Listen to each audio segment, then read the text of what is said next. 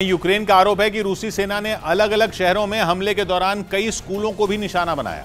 हालांकि पुतिन के सैनिक ये दावा करते आ रहे हैं कि उन्होंने अब तक कहीं भी ऐसा हमला नहीं किया जो युद्ध अपराध के दायरे में आता हो, और सैन्य ठिकानों के अलावा उन्होंने किसी और इमारत को अब तक नुकसान नहीं पहुंचाया।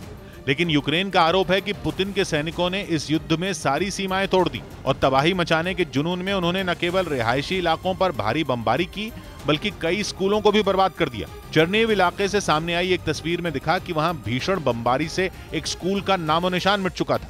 बच्चों की क्लास, खेलने वाली जगह और स्कूल की इमारत सब कुछ तहस नहस दिखाई दी।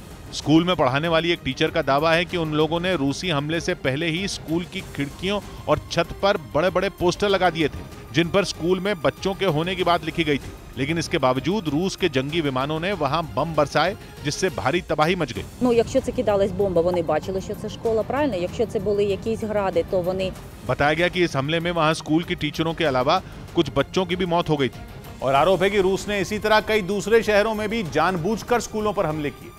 खबर है कि उन स्कूलों में युद्ध की वजह से बेघर हुए लोगों को न केवल पनाह दी गई थी बल्कि वहां उनके खाने पीने के भी इंतजाम किए गए थे, जो रूस की ताबड़तोड़ बमबारी में पूरी तरह तबाह हो गए।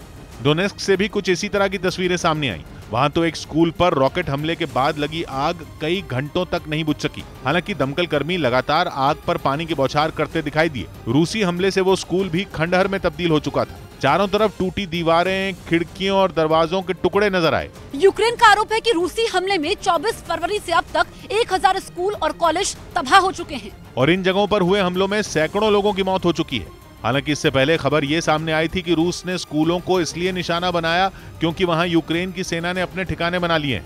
उधर इंटरनेशनल क्रिमिनल कोर्ट ने युद्ध अपराध की जांच के लिए यूक्रेन में 42 सदस्यों की एक टीम को भेज दिया।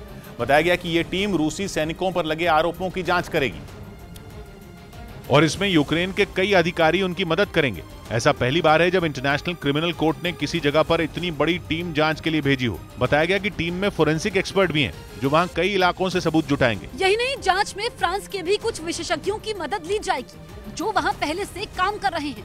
ये पहला मौका नहीं है जब युद्ध अपराध की जांच के लिए यूक्रेन में टीम गई हो। इससे पहले जब रूसी सैनिकों पर नरसंहार के आरोप लगे थे तब खुद इंटरनेशनल क्रिमिनल कोर्ट के प्रोसिक्यूटर करीम खान बुचा पहुंचे थे, जहां उन्होंने बमबारी में बर्बाद हो चुके शहर के कई इलाकों का दौरा किया था।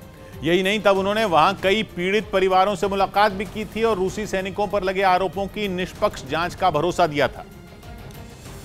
और उसी कड़ी में उन्होंने अब जांच के लिए 42 सदस्यों की टीम को भेजने का फैसला लिया। बुचा दौरे के बाद करीम खान ने माना था कि यूक्रेन में अपराध हो रहा है। तब उन्होंने वहां के लोगों को विश्वास दिलाया था कि जांच के बाद दोषियों पर कार्रवाई होगी।